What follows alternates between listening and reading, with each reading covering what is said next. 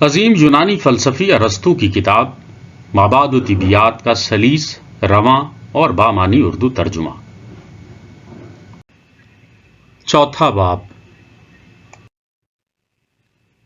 کسی لحاظ سے بعض اشیاء کے اصول و اسباب مخصوص ہوتے ہیں اور دیگر اشیاء کے دوسرے، لیکن کسی اور لحاظ سے اگر ہم عمومی یا تمثیلی انداز میں بات کریں تو یہ تمام اشیاء کے لیے یکساں ہو سکتے ہیں۔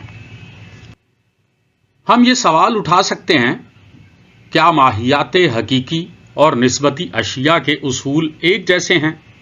اور کیا یہ تمام زمرہ جات میں بھی ویسے ہی ہوں گے؟ لیکن عجیب بات ہوگی اگر تمام اشیاء کے اصول و عناصر ایک ہی ہوں، کیونکہ پھر تو ماہیات حقیقی اور نسبتی اشیاء بھی ایک ہی عنصر سے بنی ہوں گی۔ مگر حقیقت میں ایسا کیسے ہو سکتا ہے؟ کیونکہ ماہیات حقیقی اور دیگر اقسام کے علاوہ کوئی تیسرا زمرہ نہیں جو سب اشیاء میں مشترک ہو۔ نیز عنصر ہمیشہ اس شے سے پہلے ہوتا ہے جس کا وہ عنصر ہو، لیکن ماہیت حقیقی نہ تو کسی نسبتی شے کا عنصر ہے اور نہ کوئی نسبتی وصف کسی ماہیت حقیقی کا۔ پھر یہ کیسے ممکن ہے کہ تمام اشیاء کے یکساں عناصر ہوں؟ کیونکہ یہ ممکن نہیں کہ کوئی عنصر اسی چیز کے ساتھ مطابقت رکھتا ہو جو اس سے مرکب ہے۔ مثلا الف اور بے کسی طور اب کے برابر نہیں ہو سکتے۔ حتیٰ کہ یہ بات عقلیاتی عناصر پر بھی صادق آتی ہے، جیسے واحد یا وجود، کیونکہ یہ بھی مرکب اشیاء میں بطور جزء موجود ہوتے ہیں۔ لہذا یہ واضح ہے کہ ان عناصر میں سے کوئی بھی نہ تو ماہیت حقیقی ہے اور نہ نسبتی شے، اگرچہ منطقی طور پر ہونا چاہیے تھا۔ پس نتیجہ یہ نکلا کہ تمام اشیاء کے عناصر یکساں نہیں ہو سکتے، یا جیسا ہم کہہ چکے کہ کسی لحاظ سے تمام اشیاء کے عناصر یکساں ہیں اور کسی لحاظ سے نہیں۔ مثال کے طور پر، نمبر 1، گرم کسی محسوساتی جسم کی صورت ہو سکتی ہے۔ نمبر 2، سرد اس کا عدم۔ اور نمبر 3، مادہ وہ بنیادی جوہر جو ان دونوں کی قابلیت رکھتا ہو۔ لہذا جو شے گرم و سرد سے بنی ہو، جیسے گوشت یا ہڈی، وہ ان عناصر سے جدا ہو کر کچھ اور بن جاتی ہے۔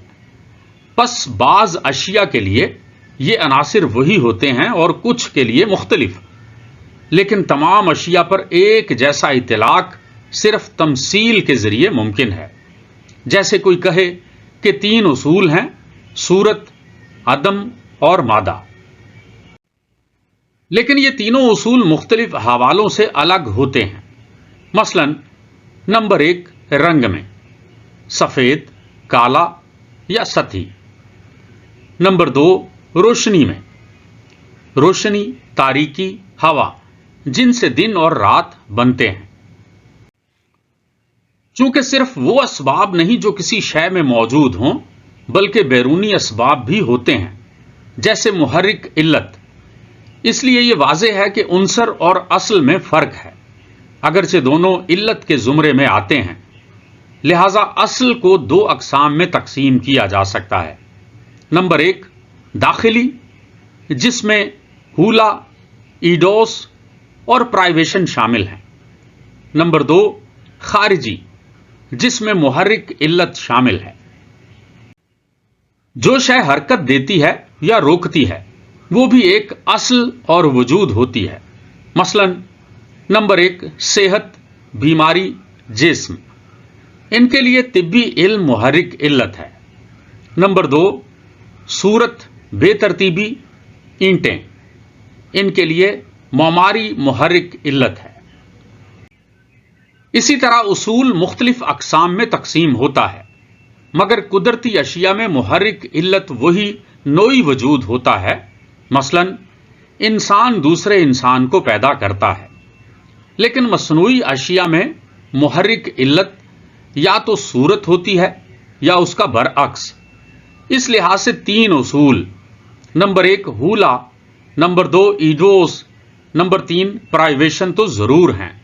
مگر چوتھا اصول بھی ہوتا ہے، یعنی محرک علت، کیونکہ طبی علم کسی لحاظ سے صحت ہی ہے اور بیماری گھر کی صورت ہے، اور انسان کو پیدا کرتا ہے۔